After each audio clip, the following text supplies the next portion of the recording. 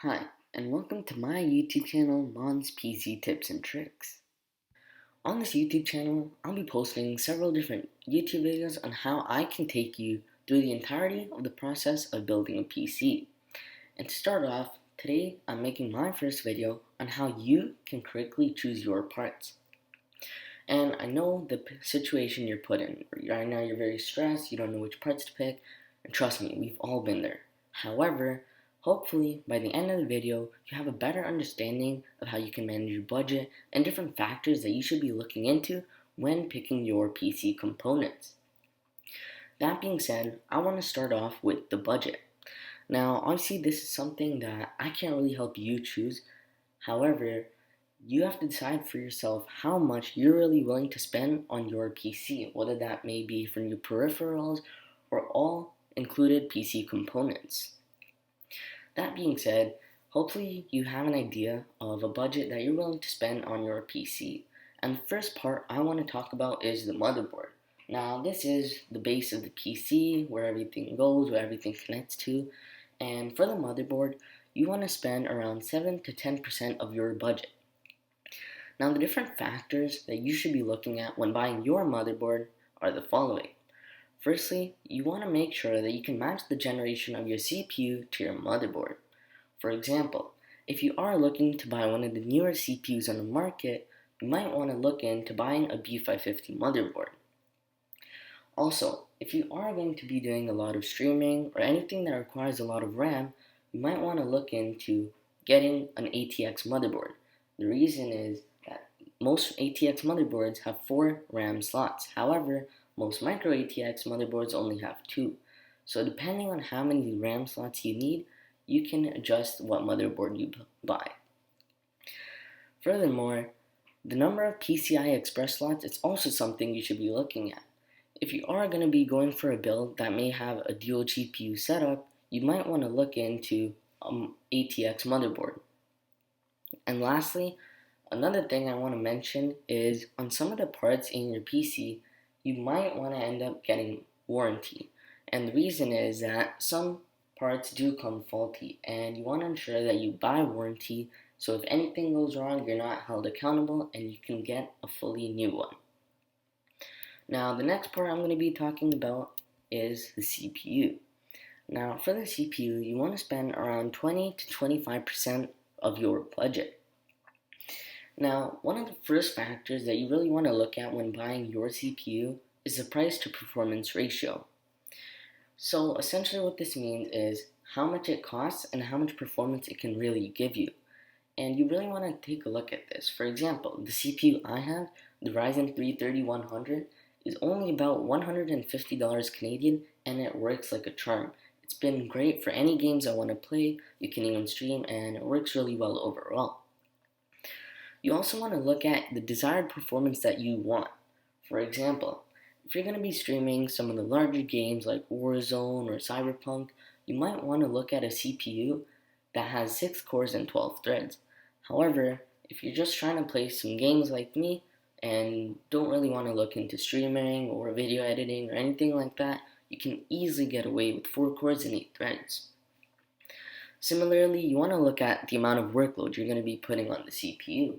Like I said, if you're going to be streaming, you might want to look at some sort of a higher end CPU that can give you more for your buck.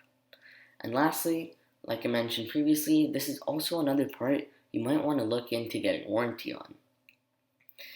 Next, I want to talk about the GPU. Now, this is unquestionably the most expensive part that you're going to be buying in your PC. And you want to spend around 30 to 40% on your graphics card. And the first factor you want to look at, again, is the price to performance ratio. You want to ensure that you're getting the best amount of frames and all those other specs for the price you're buying it for. You also want to look at the desired performance. So, for example, for me, I don't really like to play hardcore games like Cyberpunk. I play CSGO, Valorant, games like those, and the 1650 Super does just that. I can play all those games, GTA, and it works excellent.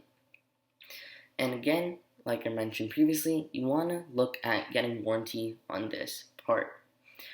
I'll also be making videos on the motherboard, CPU, and GPU separately to show you the different parts you can buy for these parts at a low end budget, a mid end, and a high end.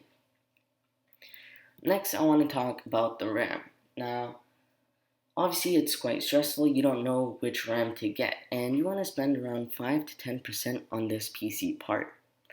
And the different factors that you want to be looking at are just the main two factors. And the first one is the memory type. Essentially, this is like the generation in RAM. And DDR4 is currently the latest RAM, so generation matters in the sense that how late it is and the clock speeds it can do. You also want to look at the workload you're going to be putting on it. If you are going to be gaming on it, I would suggest that you get a 16 gigs of RAM, as it's better to just be safe and you can easily do any of your gaming with that.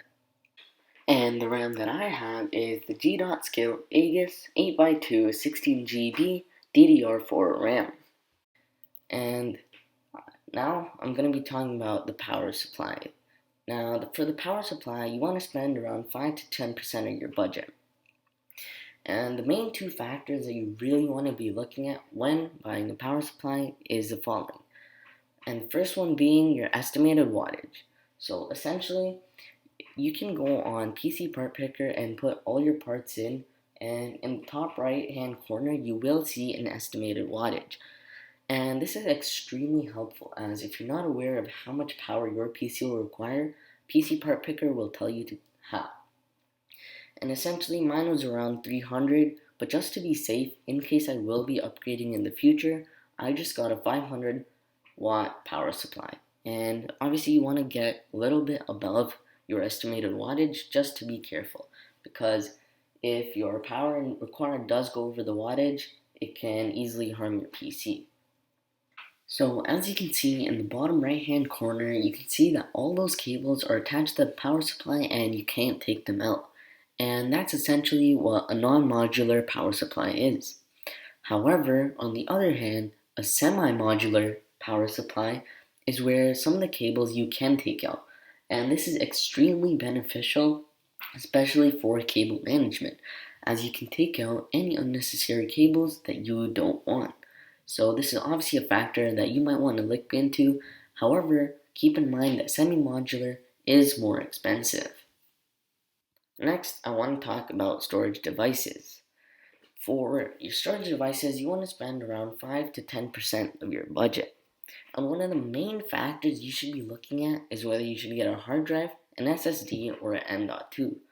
And to be honest, this is completely up to you. Me personally, I like storage devices that have more speed, so I'd be looking to get an SSD or an M.2. However, they do come at a more higher price, which is why you might also want to get a hard drive. However, this is obviously completely up to you. M.2s, you don't need any cables, completely screws into the case, and they're the fastest storage device. However, they also come with less storage as they come at a higher price. SSDs, they're kind of in the middle. They're at an even price as well as an even speed. And hard drives, you can get a lot of storage for the price that you pay. However, they're much slower and older.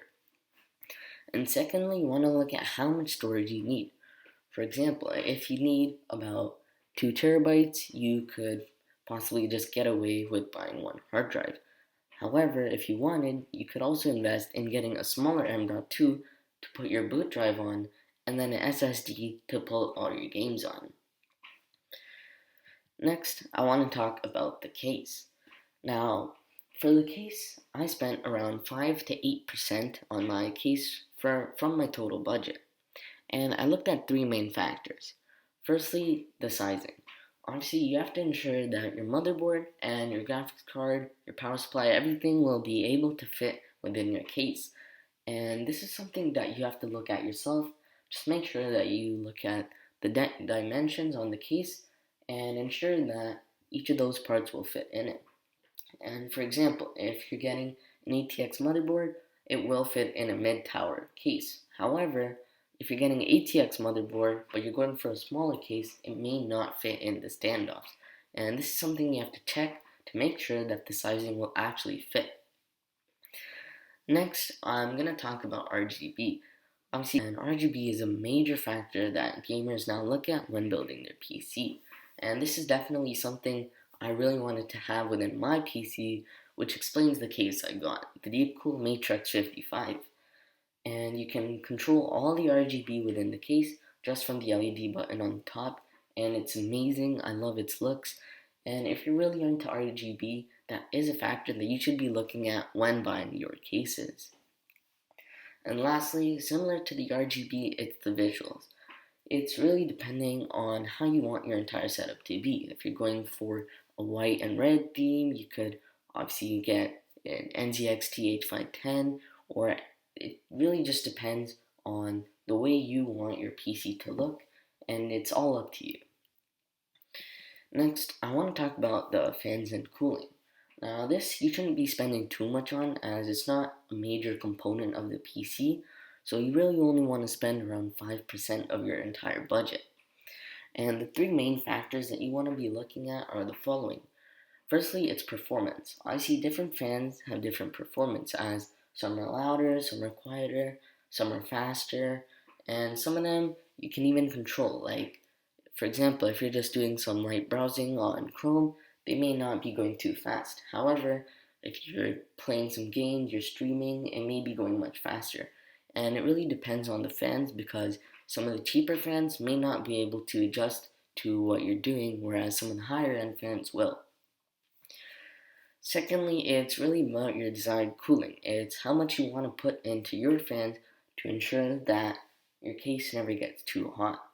And for my PC, I actually got 6 Deepcool CF120 fans, and it syncs up with my case. I can control it from the top, and it works excellently, as I love the looks. It's pretty quiet, and I really like the overall look.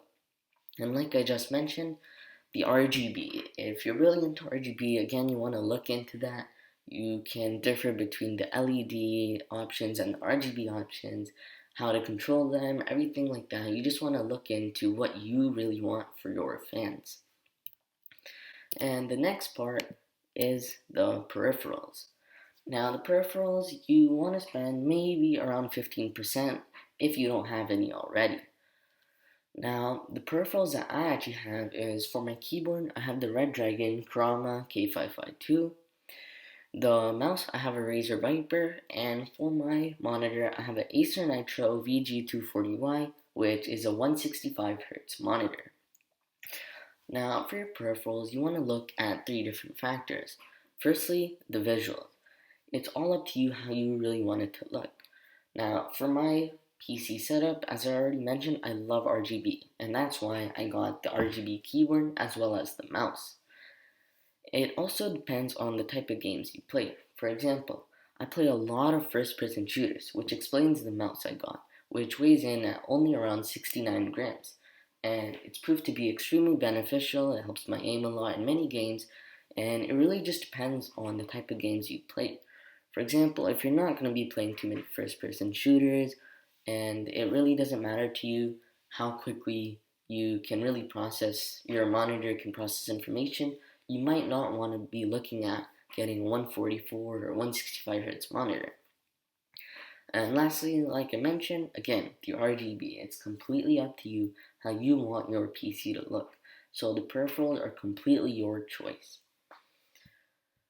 Next and last thing I want to talk about is the compatibility. Now, this is a major issue for many people when building their PC. And essentially, there's 2 different ways that I went about ensuring that all my parts are compatible with each other. And the first being PC Part Picker. It's an excellent website you can go on. It's just pcpartpicker.com, and they have almost all the parts on there. All you have to do is just add your parts, and it will give you notes on whether or not these parts are compatible or not. And if that's not enough for you, there's an excellent Reddit called Build a PC, and you can just go post any questions you may have about anything during your entire process, and I'm sure there's an expert in there who will answer your question right away. Anyways, that's it for today's videos. I really hope you guys better understand the different factors you should be looking at when buying your PC, and also how to manage your budget. Anyways, that's it for all, and thank you for watching.